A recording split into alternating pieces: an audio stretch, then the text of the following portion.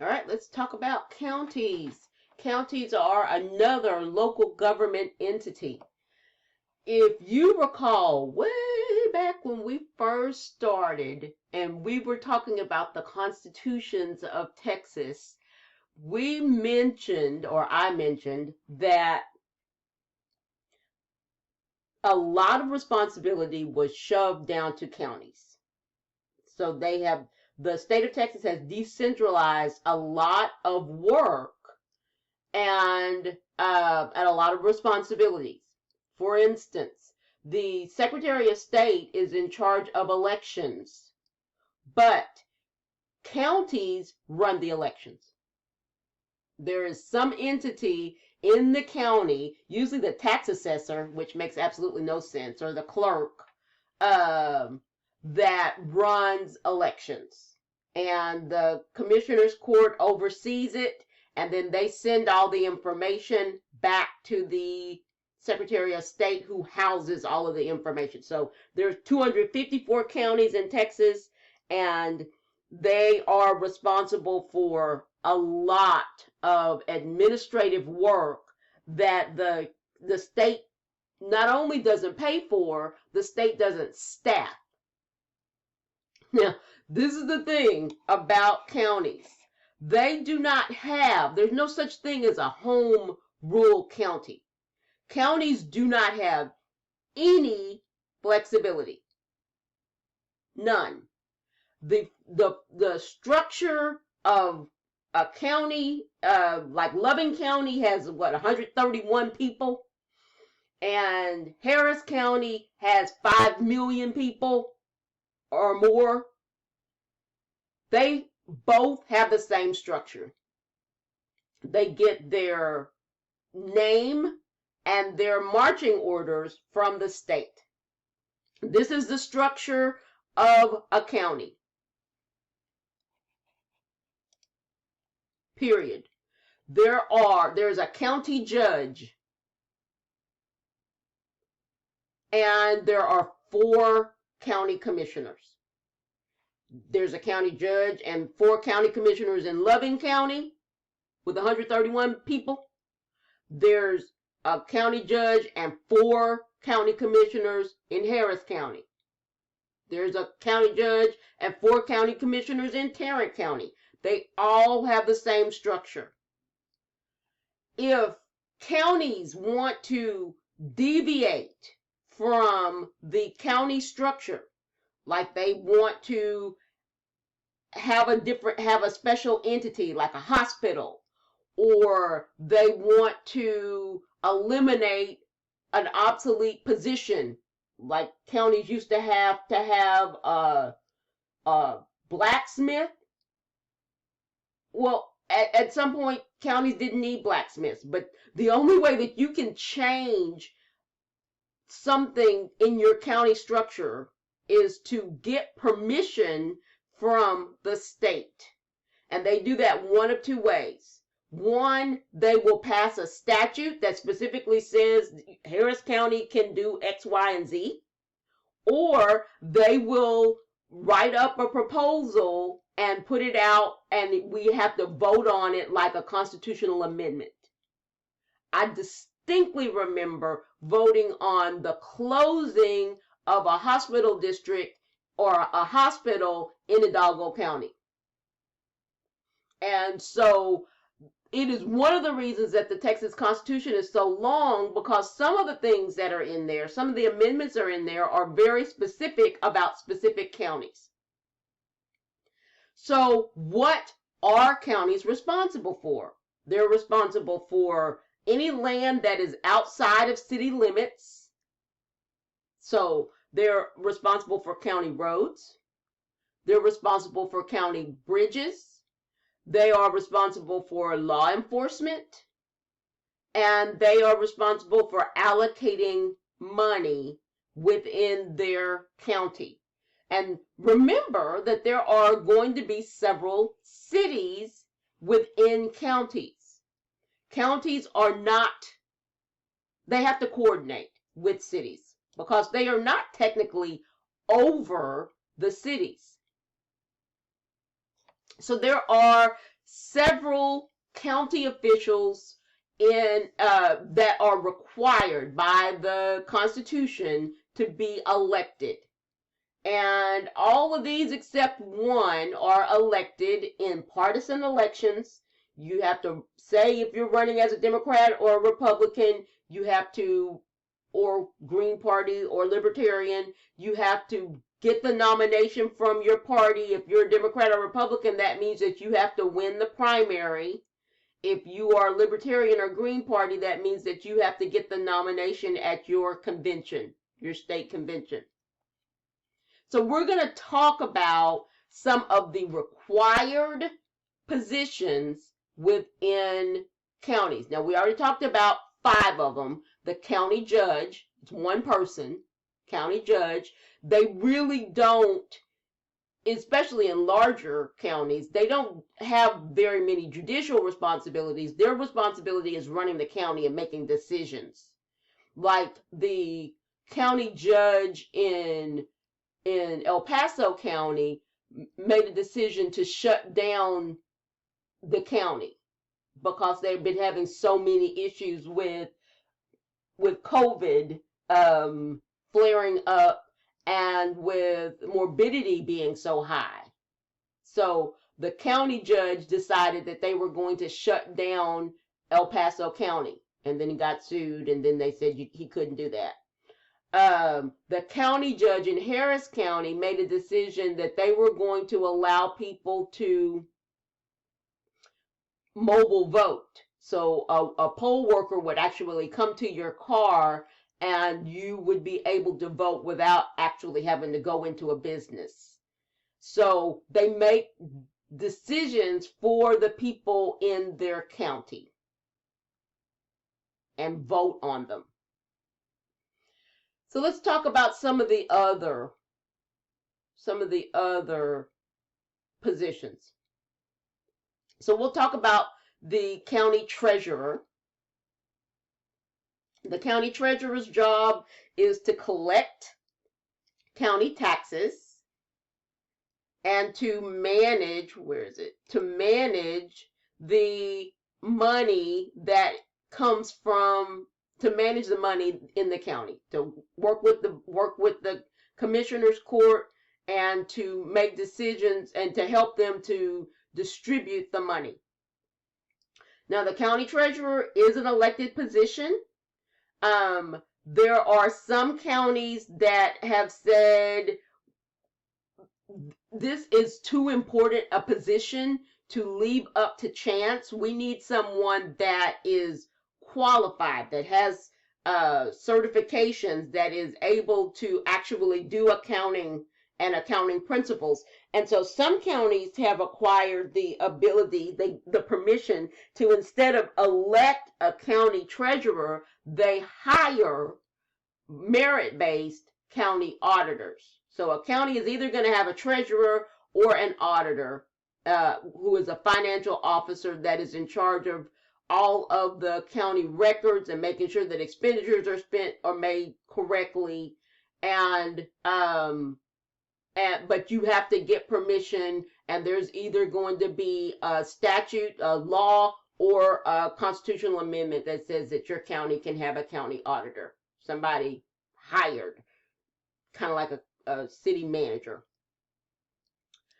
All right, let's talk about the tax assessor, collector. You would think that the tax assessor assesses taxes. The tax assessor does not. The tax assessor collects taxes, including sales tax and property taxes. But there is this central location, one company that is hired that decides what the property value is and sends that to everyone, for city, for county, for special districts, all of it. The valuation is done by a separate entity. The tax assessor's office registers voters. The tax assessor's office collects motor vehicle registration fees. When you go to get your tags, or when you purchase a car and you are having to pay all those extra little taxes, that is through somebody that is employed by the tax assessor's office. So those are responsibilities. And most of those funds, really all of this, except property tax, is something that they're doing for the state. Registering voters, that's Secretary of State's job. But they pass it down to the tax assessor's office. Motor vehicle registration and sales tax, that goes to the state. That money comes to the state. But they have to hire people, they have to take it out of their budget and pay people to do this job. Every county has to have a constable and a sheriff. We'll start with the sheriff.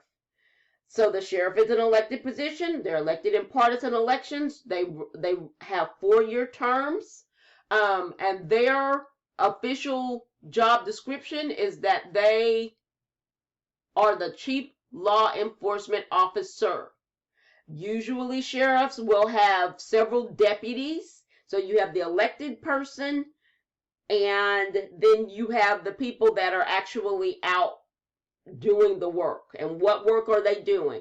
They're patrolling the streets in the county. So if it's not in the city limits, if it's county land and there's a road out there, the sheriff is the one that would give you a ticket if there is a moving violation. And then you would go to the justice of the peace to deal with that ticket.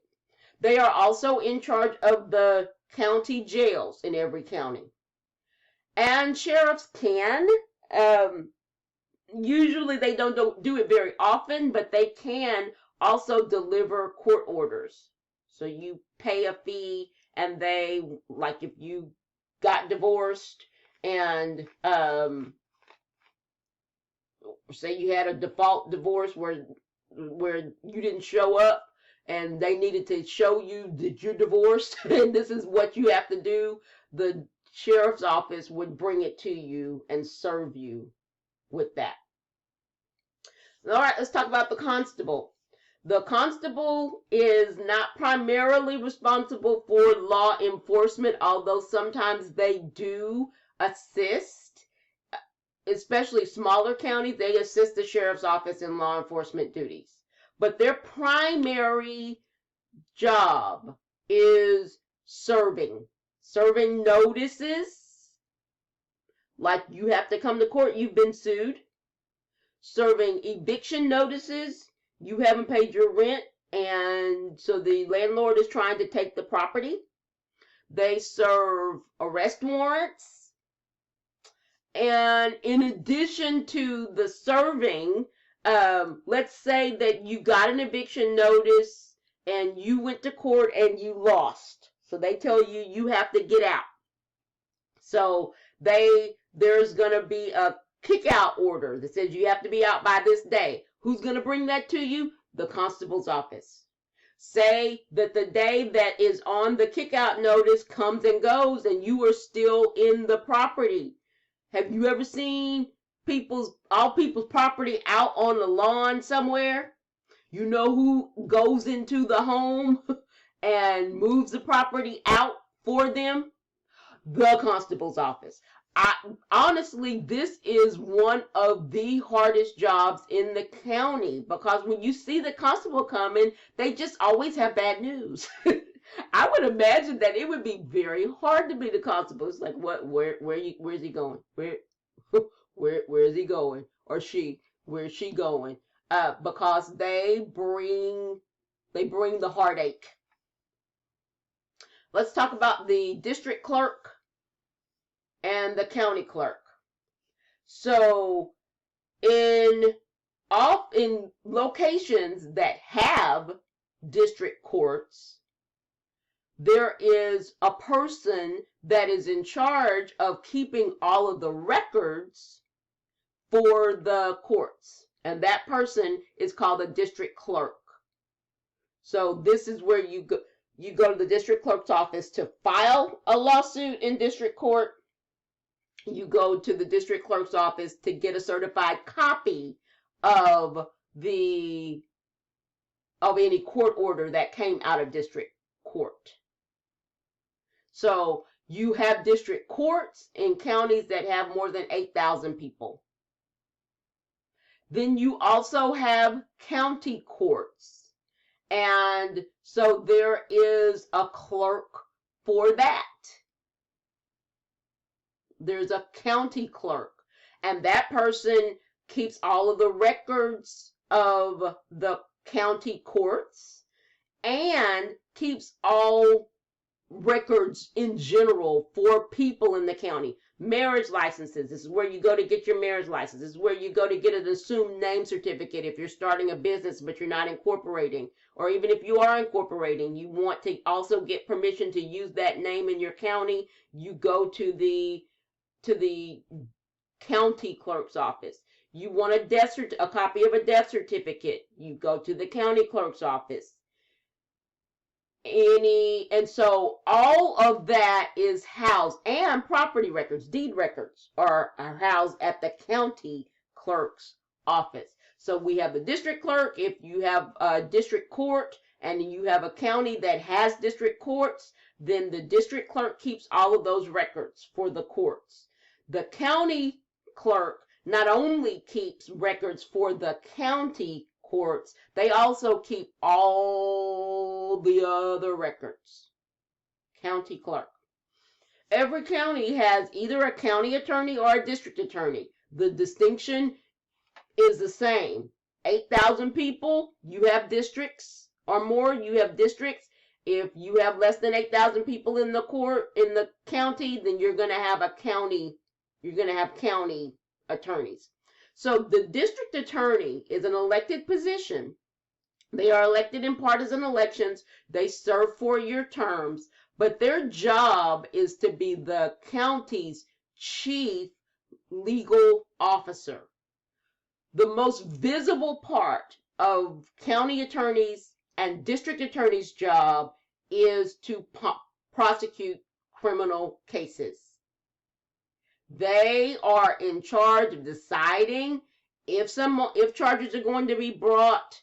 They usually have several assistants. They're called assistant district attorneys or assistant county attorneys. District attorneys very rarely go to jail. Go to court. They very rarely go to jail either, but they very rarely go to court. They usually are making decisions. They are announcing what's going to happen. And if it's a big, huge, high-profile case, every now and then they will try the case. But most of the time, the district attorney is sitting in an office making decisions. And the assistants are the ones that are actually going to court. County attorneys and district attorneys also handle some civil matters for the county. So they do litigation and they have civil divisions. So remember, criminal is where someone has broken the law or a company has broken the law and they are seeking to punish them or seek justice. And civil is where there is a dispute between two entities and you're looking to settle it or make things right. That's the big difference. Every county has at least one justice of the peace. Counties can have up to 8 justices of the peace. So they break the county into precincts. The precincts match the precincts that the constables cover.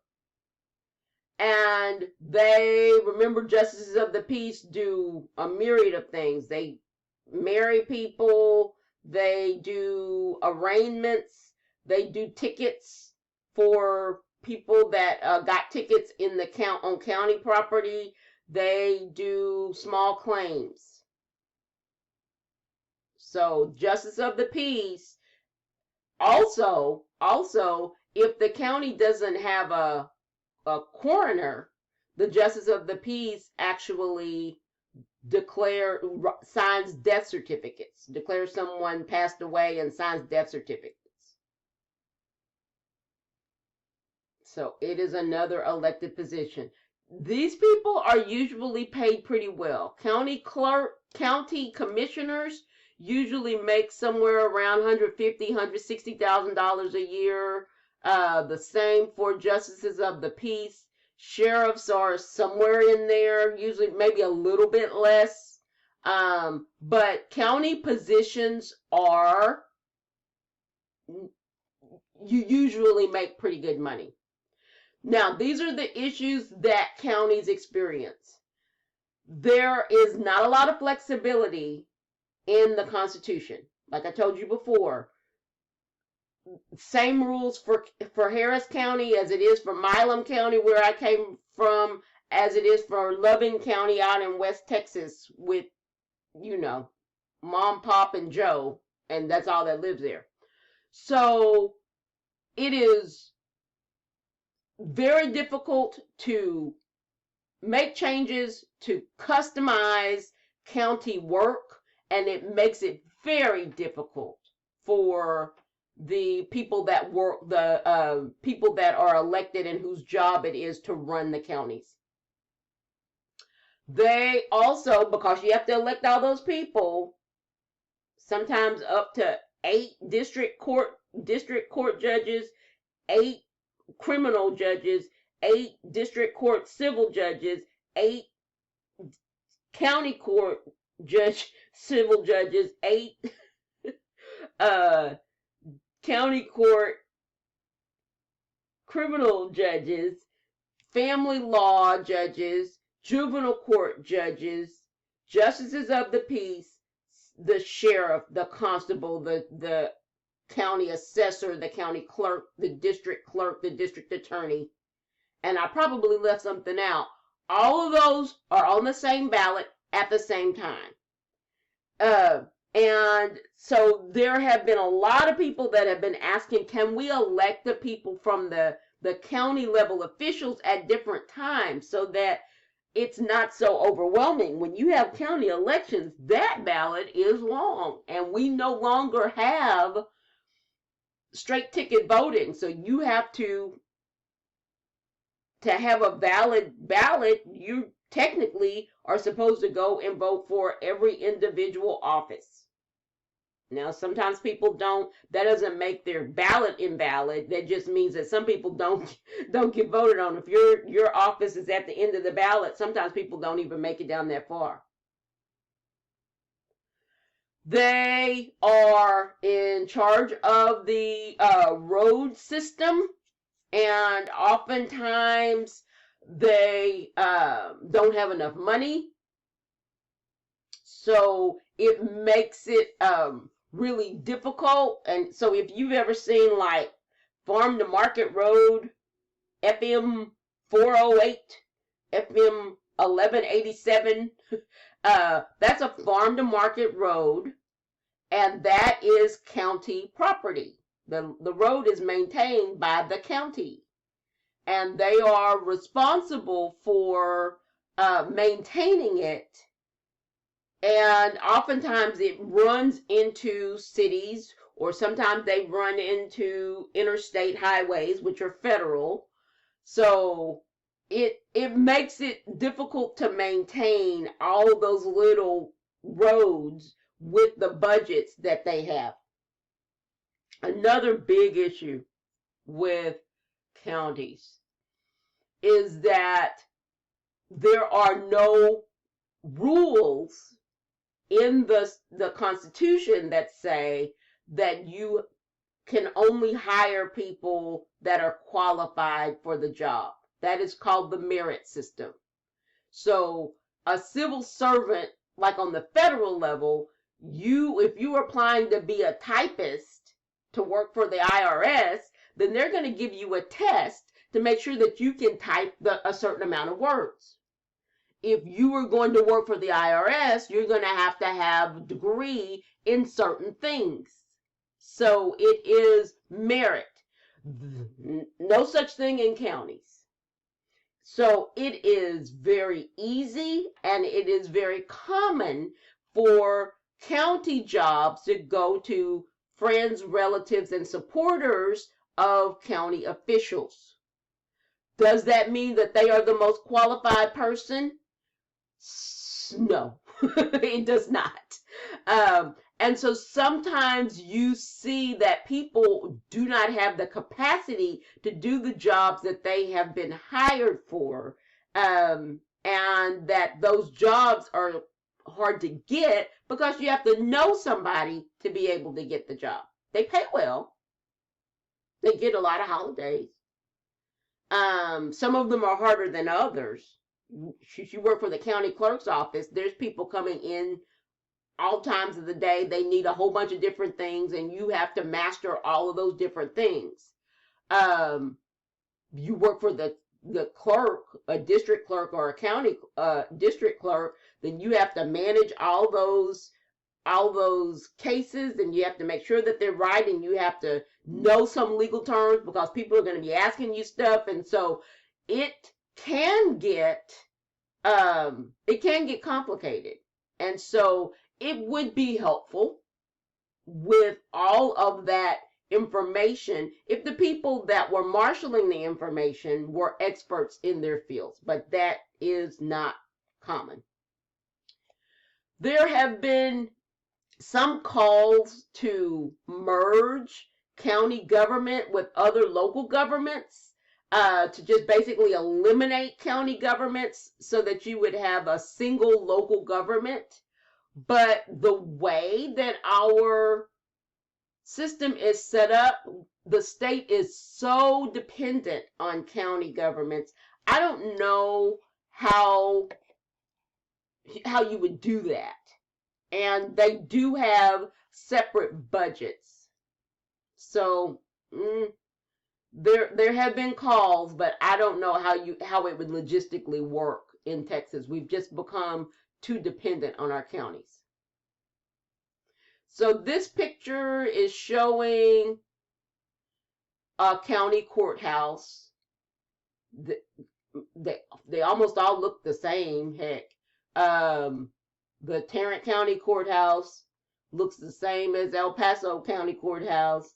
I don't know what this is with people in kilts, but they are in charge of budgets, making decisions, records, courts, law enforcement. All of that is our county responsibilities.